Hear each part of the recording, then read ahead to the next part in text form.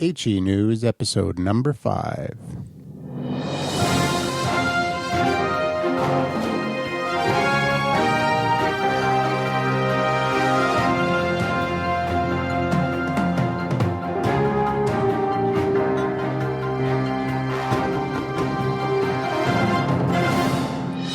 You're listening to Health Empowerment News with CROFT Woodruff. This week, more on drug-induced nutrient depletion, digestion, and malabsorption. Welcome back, everybody, to Health Empowerment News with CROFT Woodruff. It's a beautiful day here in Vancouver today in the Vancouver Health Empowerment Studios. How are you doing, Croft? Very well, thank you, Andrew. So last week we talked about drug-induced nutrient depletion, and we went over quite a few drugs. We didn't talk about the selective serotonin reuptake inhibitors. That's drugs like Prozac, and I think is it Zocor, I think is one. There's so many, this is how people get into trouble, is because they have so many names, doctors get them all mixed up and end up by prescribing the wrong drug for the wrong problem, and then the patient wonders why they're in trouble. But SSRIs, well, yeah, that's Prozac. There's another brand name called Seraphim. And fluoxetine is Canadian or another brand name, or else it's a generic. Anyways, fluoxetine hydrochloride. And as an antidepressant, these are selective serotonin reuptake inhibitors. Now, unfortunately, these can cause problems such as hyponatremia, which I think means a sodium deficiency. The problem is what these drugs can do is mobilize important vitamins out of the system, like the B vitamins that are very important for the brain to function properly. And that is really what these people who are on antidepressants, they should be really on B vitamins, especially niacin, which is vitamin B3, riboflavin, which is B2, and thiamine, which is B1, and also vitamin B6, which is pyridoxine. And people just don't get enough in the diet because of all the refining of food. Some of the B vitamins are sensitive to heat, that is processing from cooking. B6 is very vulnerable, and I always laughed when I heard somebody saying that beef was a good source of vitamin B6, and of course the Beef Council like that one. But the only problem is it's only if you eat it raw, because once you start roasting and frying and the like, you destroy the vitamin B6. What about beef sashimi, the cured form of beef? Well, that's that it's like the native people cure their salmon. Well, there's no heat involved. Mm-hmm. And there will be a certain amount of my vitamin C in the tissues. And so, and of course, they use salt as a rule to help preserve. And so vitamin loss is minimal by comparison. I mean, after all, native North Americans were pretty healthy until the white man came along with his white flour and then his white sugar and his hydrogenated seed oils. And that's when things really started to go bad in the last 90 years or so, particularly. With diabetes and... diabetes is epidemic among the native reserves, as is cardiovascular disease, as well as mental health problems. And all of these can be traced to vitamin deficiencies, really. But, doctors will... say, well, you don't need to be taking any vitamins, supplements. You're eating a good diet, but they really and rarely analyze what the patient's diet is to really get it down to the nuts and bolts of are they really getting all that they need from the diet they're on. And anyways, there is a corticosteroid, for instance, the topical application for arthritic and rheumatic pain. Okay. This is what this particular one does. Takes out calcium, folic acid, potassium, magnesium, selenium, vitamin C, vitamin D, and zinc. So you give somebody to give them relief, but you're also setting them up for more problems and deficiencies. And this is a book that every physician should have on hand. And before reaching for a prescription pad, they should actually reach for this book. And it's called Drug-Induced Nutrient Depletion Handbook. Second edition, and it's put out by Lexicomp's Clinical Reference Diary. If you go to Amazon.com, you will find that you can only get used copies. The last time I looked, it was about $300 for a copy, which I paid for about, I guess, around 8 years ago, and I only paid about, I think it was around $15 or $20. Can't quite remember, but that's how valuable the book is now. It's out of print, and used copies are running anywhere from $250 to $300 or even higher. This is what I say doctors should have. These SSRIs are really troublesome because they drive people to suicide. And that's what we've seen in all these cases where somebody shot up a University Square from the clock tower somewhere in Texas several years ago. 2 boys went on a rampage in some school somewhere in Colorado.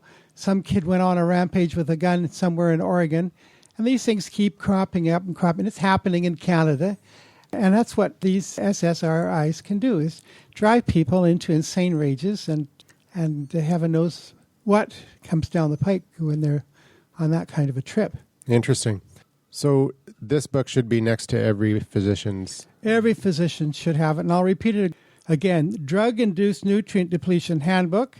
It was put together by 4 registered pharmacists. One of them was a PhD in pharmacy.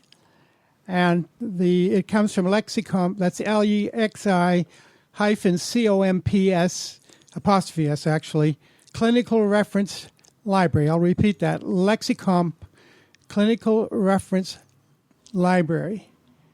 We were going to talk about also drugs like antacids. Well, that brings us into the second topic, which is malabsorption and digestion. Right. And that's a good segue in because it also has drug-induced nutrient depletion effects as well. Absolutely, simply by inhibiting your ability to absorb your nutrients from your gut. The natural medium of the stomach is hydrochloric acid. You wonder why your stomach can have a pH of, actually, I've been told by a biochemist, a PhD in biochemistry, to even -1. I mean, that's highly corrosive. And why isn't this acid eating through our stomach lining? It just shows you how tough the mucus that we make that lines the stomach, and it's impervious to the stomach acid. But, of course, if you are not producing enough stomach acid, then you start running in trouble with the food that you're eating, because you're not only swallowing the food, you're gulping air, and you're also swallowing spores of fungi and mold, as well as bacteria and viruses. Normally, these organisms will not survive stomach acid. It will just literally tear them apart. And, of course, that's what the stomach acid is there to do, is to tear your food apart, to tear these complex proteins that we call meat and poultry and fish, tear it apart into its constituent amino acids, so that they can be combined with the ionized minerals, which is another thing the hydrochloric acid does, and combine into amino acid and mineral complexes, which are neutral and therefore readily pass the barrier of the small intestine into the bloodstream, where it's taken off through the hepatic duct to the liver to be processed. And the liver is so important. It's the organ of detoxification. It protects you. It will sacrifice itself, in fact, to protect you from poisons that you might be exposed to, either accidentally or deliberately. So what happens, of course, when you take an antacid, because you're not producing enough stomach acid, so you got fermentation going on, and it gives you exactly the same symptoms of hyperacidity. Hyper meaning too much acid, when in fact you're suffering from hypo. And now what you've got is fermentation going on, and this irritates. And for the lack of stomach acid, the mucus will actually peel away from the lining of the stomach, leaving the lining exposed to these ferments, which are very irritating and give you the symptoms of a burning sensation, and you think you're getting an ulcer if you haven't already got one.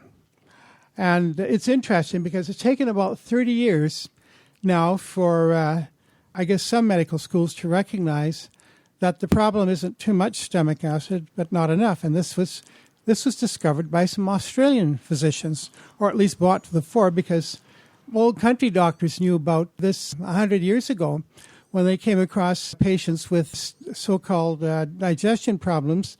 And invariably, they would order up a dilute, I think about a 0.2% solution of hydrochloric acid in water and have them sip it through a glass straw for relief. But, of course, Big Pharma is making a heck of a lot of money selling everything from Alka-Seltzer to, what's this? The other purple pill. The other purple pill, anyways, which has its own set of problems in terms of drug-induced nutrient depletion. But they all will set you up for malnutrition because they are essentially preventing you from digesting. I mean, the one that saves you from indigestion for 24 hours or longer, that's a recipe for disaster. And so, I mean, how do you get the nutrients into your body? It's by way of eating your food. This goes against what a lot of people feel when they have antacid or acid reflux. Sorry.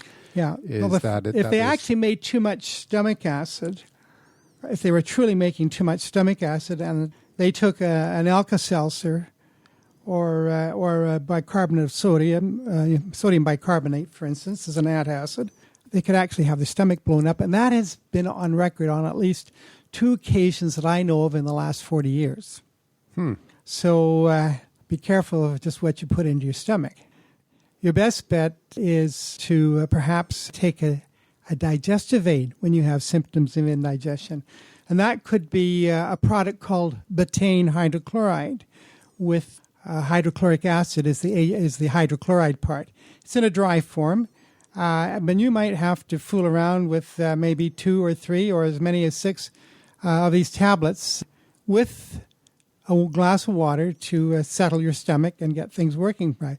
You can start by taking it in the morning, maybe 2 or 3 with breakfast and 2 or 3 with lunch and 2 or 3 with supper. That's how it can be done. If it's too much, then you might get a slight burning sensation. So the thing to do is just to drink more water to dilute it. And the other thing, of course, is if you're deficient in stomach acid production, the chances are your pancreas will not be pumping out enough of the enzymes needed to break down your fats, your starches, and your proteins and sugars for proper absorption as well. So it's a good idea to look for a pancreatic enzyme, which you can find in knowledgeable pharmacies, and certainly your local health food store or nutrition shop will have products like these to aid.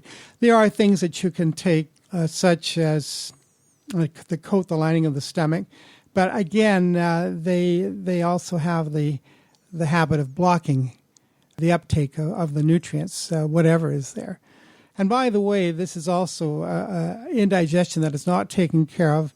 If it's blocked with these acid blockers, you will find yourself absorbing things into your bloodstream that you don't need, and the liver gets overloaded, and the next thing you know, you're finding yourself set up for allergies. And digestion and malabsorption is one of the primary setups for acquiring an allergy to certain foods and certain other organic things in the environment. Ulcers in the duodenum and in the colon, and chronic colitis. And so these are all malabsorption disorders? Yeah, and these can be set up to and be caused by bad digestion and malabsorption. It's just the problem is going further down the line from where it started, in either the duodenum or the stomach. And again, there are actually some very simple treatments for relief. Aloe vera juice or gel is very good for getting relief. Going on a fast using distilled water and aloe vera juice, pancreatic and digestive enzymes can be very helpful too. There is a formula that is available, and at some time down the road, maybe we will make it available.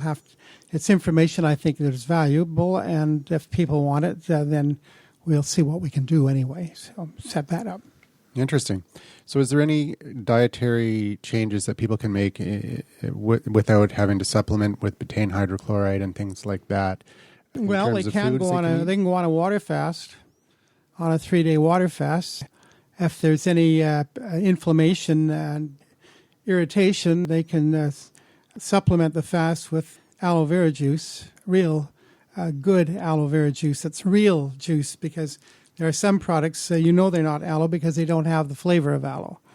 And if necessary, if you've got a good size aloe, you could always squeeze out the gel yourself and use it. Of course, some people say, oh, don't try these at home, folks. These are harmless remedies, and they work. What about the lemon cleanse, the master cleanser? I've actually done that. Actually, lemon juice and hot water is a good aid for indigestion, because the lemon juice can have the same effect as the hydrochloric acid. Not nearly as potent, but potent enough. The citric acid will help to do the same thing. Certainly kill the fermenting organisms that are causing the gas and the bloating and the frothing and the boil up into the throat. And, of course, apple cider vinegar is another one. Apple cider vinegar and warm water sipped with the meal 3 times a day. Same thing with lemon juice and hot water sipped with the meal before, during, and after can help to relieve indigestion and help you get over it. And it's cheaper, really, than going out and buying a bunch of tablets, of course. But there are, as I say, some good remedies out there in your natural health shop, as well as in the shops of knowledgeable pharmacists. And in choosing a natural health store to purchase your products, what kind of advice would you give? Is there certain brands? Certain brands or stores?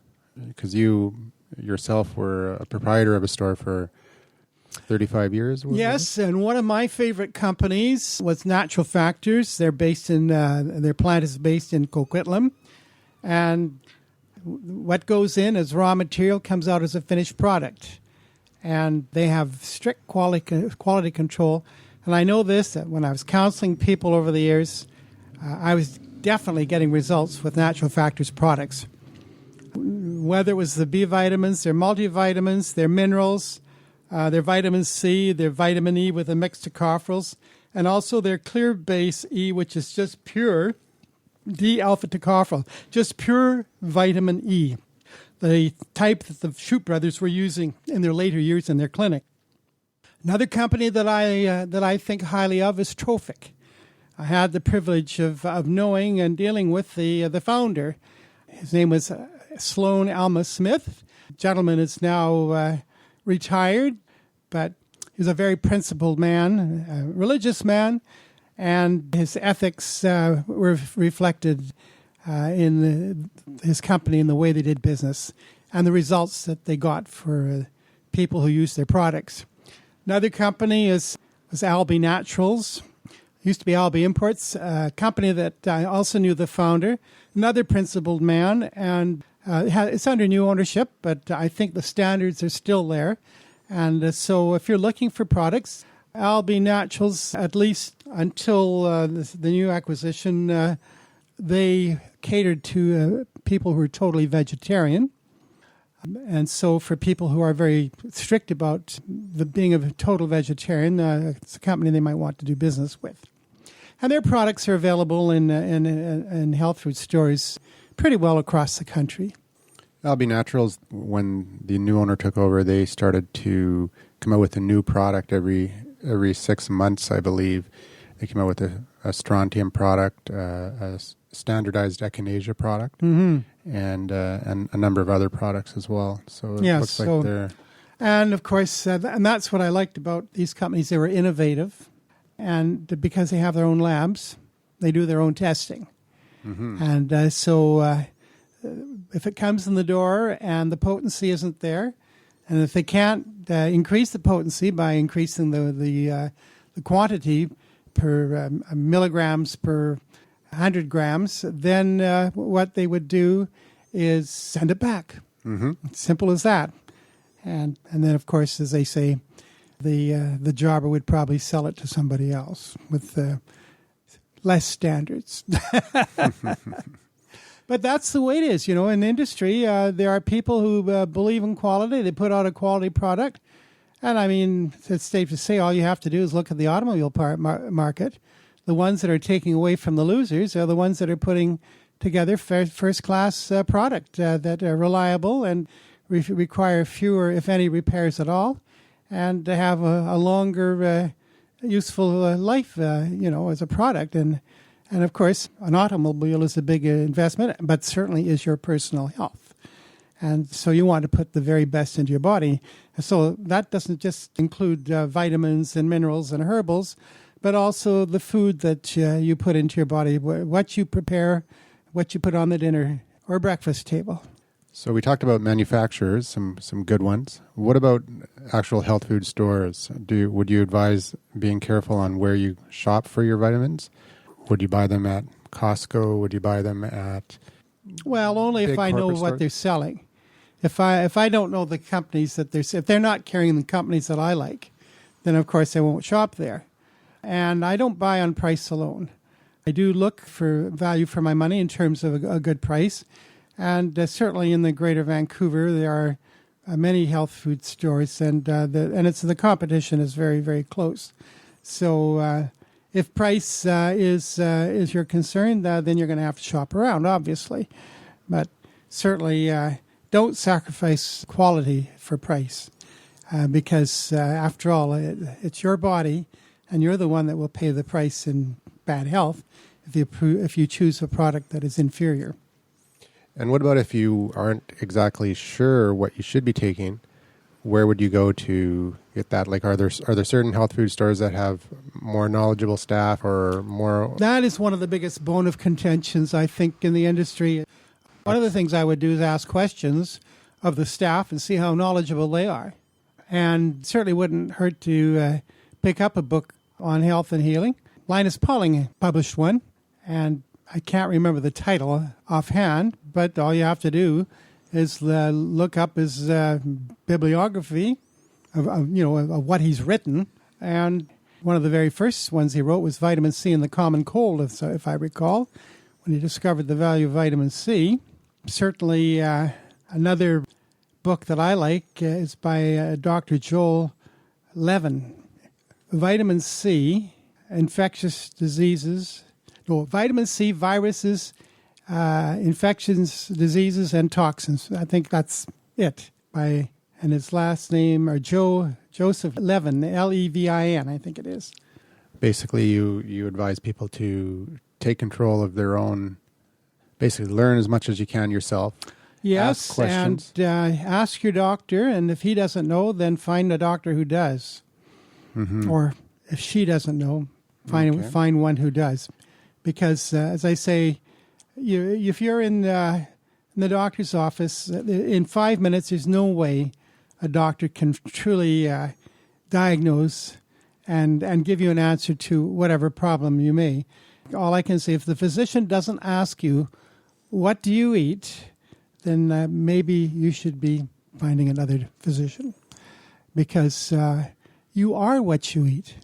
I don't care what anybody says. You are the sum total of what you eat, what you drink, how well you breathe your air in and exhale, and how well you eliminate what you take in. And because a person who's chronically constipated is no better off than if they were on the worst diet, as opposed to somebody who's on a good diet and has good elimination. And elimination is also sweating and perspiration, that's right, as well as urination. And of course, a lot of people think that the major waste removal system is the bowel. But actually, the bowel is just shoving out what you didn't absorb. And there is a certain amount of stuff that's returned to the bowel, mainly fluid, to help lubricate and eliminate the stool. It's amazing people don't like talking about this sort of thing, but it's a subject that should be dealt with. The kidneys actually are your major organ of elimination. And they not only eliminate what you don't need, but they will recycle what you do need so that you're not wasting any. The kidneys will conserve. And so the kidneys really need to be looked after, and that's why it's important to make sure that you drink pure water and watch what you take in certain kinds of foods and the like, and of course so many other things you look at. But whole foods, and stay away from alcohol. Can be hard on the liver, of course, because that is your major organ of detoxification.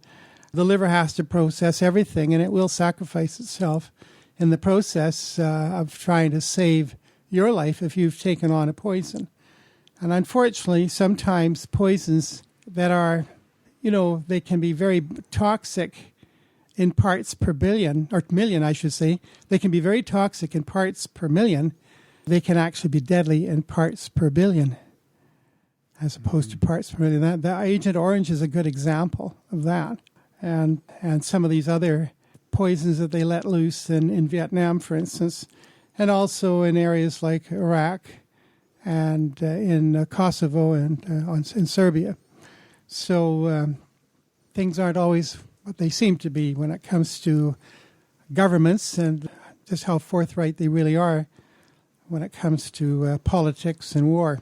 So we're talking about malabsorption and digestion. For digestion, what kind of a diet are we looking at? Like a high fiber diet? Well, a high fiber diet is to ensure that you will have good regularity as far as your bowel is concerned. But the fact is that the high fiber foods like broccoli, cauliflower, sauerkraut, or cabbage, or Brussels sprouts, anything from the cruciferous family, as well as the carrots and nuts and seeds and whole grains, they all have fiber to a lesser or greater degree. And they are also very rich in minerals, as well as vitamins. And that's why you want whole foods. Because when you refine whole wheat into white flour, you take out about 44 to 48 essential vitamins and minerals and most of the fiber. And all you're left with is just basically a starch. And then in the milling process, they'll add back maybe B1, vitamin B1, vitamin B2, niacin, maybe vitamin B6 and some iron, and have the nerve, courtesy of the government, to say that it's enriched flour. An old joke that I used to hear from people like some of the doctors that would lecture on nutrition.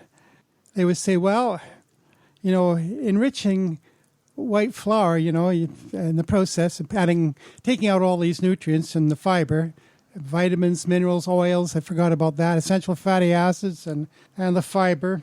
It's like you're going down a side street in Vancouver, suddenly find yourself pulled into an alleyway and you're mugged, and the thug has taken your wallet, your watch, and maybe your car keys, and made you take all your clothes off, except they hand you back your shorts and say, there, you've been enriched. There you go. Anyways, when it comes to aids to digestion, and particularly if you have problems with infection, one of my favorite anti-infective is oil of oregano. You'll find that you can apply it topically. You can put it under the tongue, and it will have quite a positive effect on dealing with a sore throat, with a cold sore, with a mouth ulcer, topically on an abrasion or an infection on the skin or an insect bite. I find it's just to be the healthy tip for this session. Oil of oregano. Some people like tea tree oil, but I found that I prefer the oil of oregano over the tea tree oil. And of course, the essential oils from, besides oregano, is rosemary and thyme and garlic and mint, peppermint. All of these are very good. You mentioned that the malabsorption of nutrients can cause allergies. Yes, because if you're not breaking the food down properly in the stomach, then improperly or incomplete digestion of proteins particularly, they can get through the barrier of the lining of the small intestine and get into the bloodstream and head off for the liver. And the liver can be overloaded trying to deal with these things, or it somehow can set up an immune response. And one of the biggest triggers, by the way, of juvenile onset diabetes happens to be milk. According to some researchers, it seems that the pancreas, particularly the insulin-producing cells, the islets of Langerhans, in protein makeup is very similar to milk protein, cow's milk protein, and can actually bring on juvenile insulin-dependent diabetes. And is that an autoimmune disorder? It is an autoimmune disorder. What happens, of course, is that because of bad digestion or the child is not digesting the milk, maybe weaned too soon from mother's milk. You see, that's probably one of the key things right there. Infants, in my estimation, they should be nursed as long as possible. As long as the mother is making milk, she should try and nurse that child because it helps to form a good jawline and for the teeth to properly come down and give a good set of upper and lower maxillary, the dentists call it. As far as the a good dentition is concerned, less chance of deformity where the teeth are coming in crooked. And just simply by breastfeeding the infant as long as possible.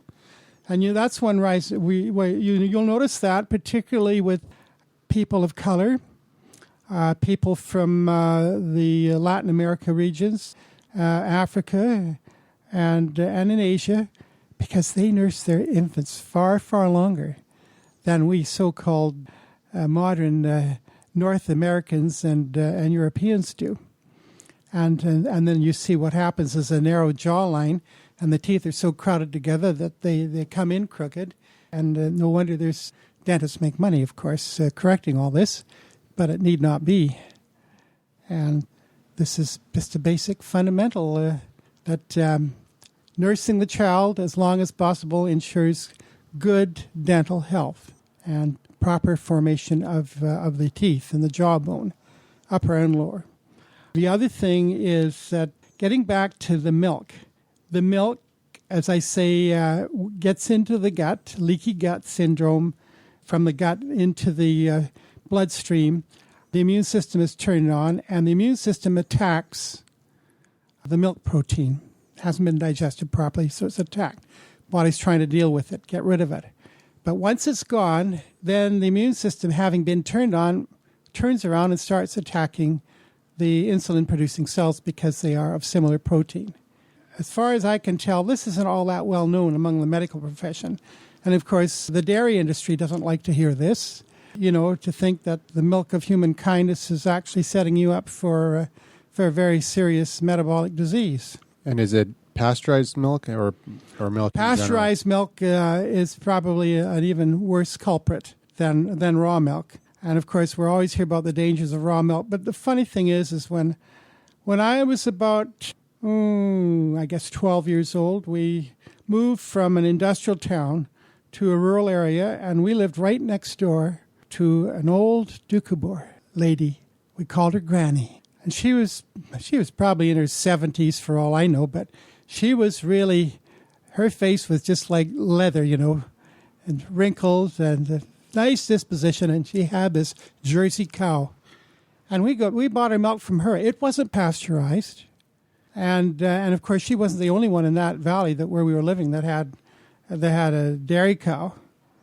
And I think there were some people who had goats too. But the bottom line is that she wasn't pasteurizing the milk. And I could remember going over and get some milk, and she's ladling out, and there's a bloody fly floating around in the milk barrel, However, I later find out that raw milk is loaded with antibodies. It will attack disease germs. So something that the fly might have had with it probably was taken care of. I know that immunologists would be absolutely horrified to hear that, but a fact is a fact. And certainly, I know this too. I have an aunt. In fact, it was my mother's youngest sister, She's still alive, but she's only 3 years, the sister, my aunt, 3 years older than I am. My grandparents, when my grandmother gave birth to my aunt for some reason wouldn't nurse, and she couldn't take cow's milk either. And so my grandparents, they went and got some goats, and she was raised on goat milk, and she's still alive and kicking, so... And that's a long, long time ago. That goes back to the middle 1930s. Do you believe that there's a link between other autoimmune disorders and leaky gut syndrome? Yeah. Yes, absolutely. I think that's one of the major, if not the main cause of allergies, is bad digestion and malabsorption, leaky gut syndrome. And the unfortunate part of it is that these vaccines are setting the measles, mumps, rubella vaccine, the diphtheria, the pertussis, and tetanus vaccine is also setting some children up for leaky gut, it is actually a leaky gut syndrome, a malabsorption problem, because, and they have found, and this is a study that was done in the United Kingdom, and I think it's been repeated not too long ago in the United States, where they find the strain of measles virus that was in the vaccine still in the gut of the child that's got the problem, either as allergies or as autism.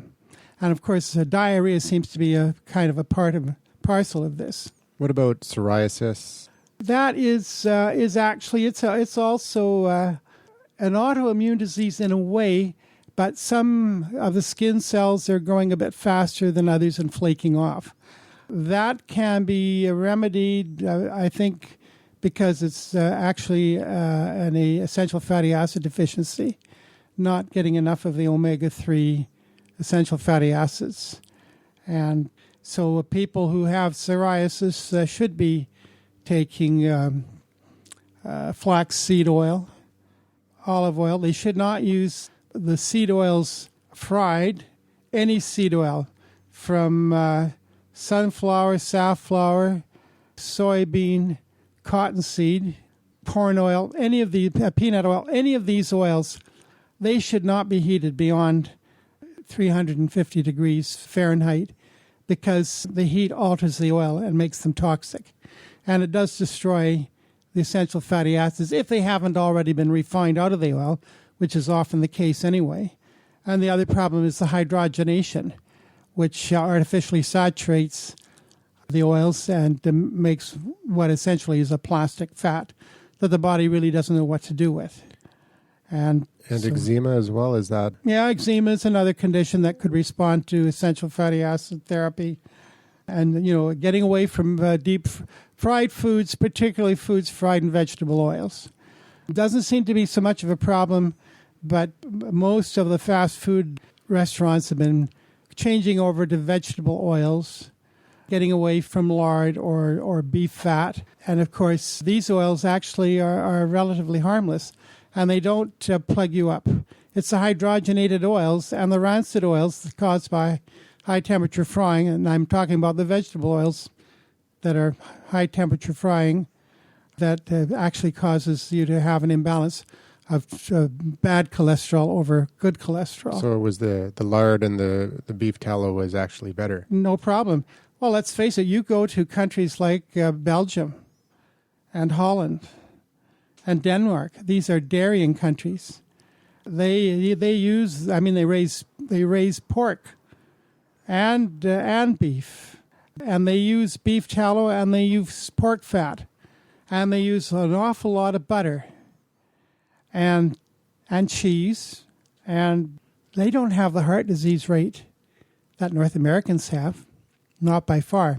So it's lifestyle and it's the uninformed decision to switch to these vegetable oils. That's right. Well, of course, coconut oil and palm kernel oil, if you can get it, but you better read labels because they can actually modify these oils. And I think modified means, in the case of coconut or palm kernel oil, modified actually is a euphemism for hydrogenated or partially hydrogenated, so that it guarantees that the oil will be solid at room temperature, 72 degrees Fahrenheit.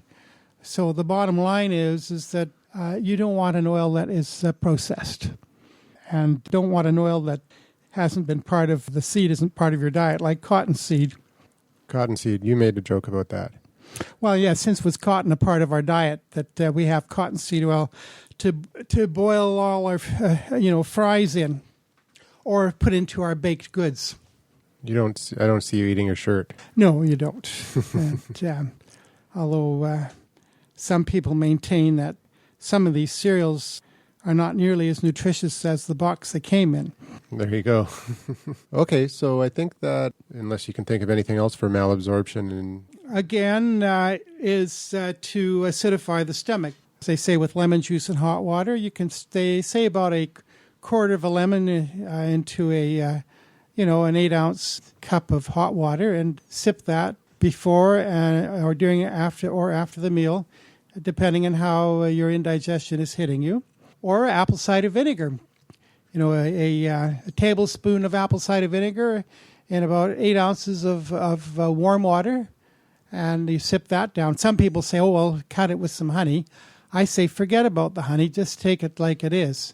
I mean, it's no big deal. You can dilute it a little more if it's a little too strong, but this will help to settle the stomach. I've seen many, many people respond to that, and it's a very inexpensive way of settling the stomach and getting your digestion going again.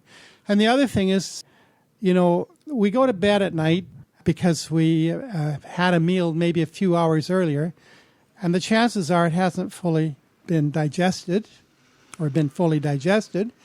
And some people, of course, wake up in the middle of the night with a fire down below, and they have to try and put it out. Others manage to get through the night, but when they wake up in the morning, they're not hungry. So the chances are they will go without breakfast. Big mistake. Then around 10 o'clock, they'll have a donut or a muffin or something like that, and they might have a lunch. And by the time 3 o'clock comes around, they may have something else, but a lot of the stuff hasn't really reached and shut off the appetite all that well. By the time they get home for supper, they're very hungry and they overeat. And there's an old saying, and it goes like this: in the morning, you eat like a king. At lunchtime, like a prince. And at supper time, a pauper. So your largest meal should really be the first meal of the day. That's the meal that will carry you through the whole day. Lunchtime will just kind of help it along. And then by the time that you have supper time, well, if you have a full meal before you go to bed, how well are you going to sleep? Because your body's resources are now determined to try and break that food down, absorb it, and deal with it. And the liver has to do all the dirty work. So you don't get a restful sleep. You really don't get a restful sleep. And, of course, if it's really rumbling, for sure you'll be tossing and turning and bloating and popping an antacid. And then popping antacids, which makes it only worse because they actually slow down. Or in the case of the purple pill, Nexium, I think it is, isn't that the pill? And actually that stops you from digesting altogether. I actually helped a medical doctor. He's a mutual friend of ours, Dr. T. He was on the purple pill. So I had a little talk with him, and he got off it and blessed us for it.